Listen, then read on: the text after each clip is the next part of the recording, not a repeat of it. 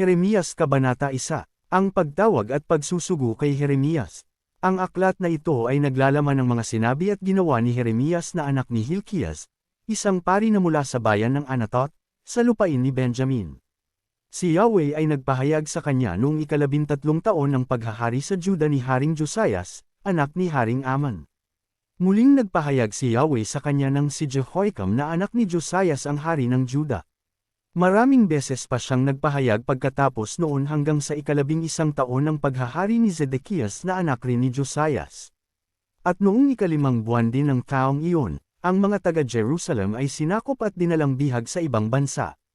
Ang pagkatawag kay Jeremias, sinabi sa akin ni Yahweh, bago ka pa ipinaglihi at ipanganak ay pinili na kita upang maging propeta para sa lahat ng bansa. Ang sagot ko naman, Panginoong Yahweh, hindi po ako magaling na tagapagsalita, bata pa po ako. Subalit ang sabi niya sa akin, huwag mong sabihing bata ka pa. Pumunta ka sa mga taong sasabihin ko sa iyo. Ipahayag mo sa lahat ang aking sasabihin sa iyo. Huwag kang matakot sa kanila sapagkat ako'y kasama mo at iingatan kita. Akong si Yahweh ang nagsasabi nito.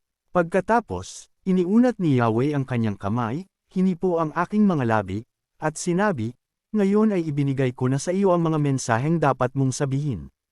Ibinibigay ko rin ngayon sa iyo ang kapangyarihang mang-aral sa mga bansa at kaharian, upang sila'y bunutin at ibagsak, wasakin at itapon, itayo at itanim.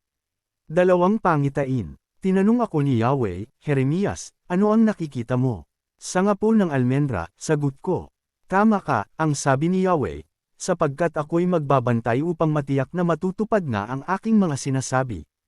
Muli akong tinanong ni Yahweh, ano pa ang nakikita mo? Sumagot ako, isa pong kalderong kumukulo ang laman at halos tumagilid na mula sa gawing hilaga.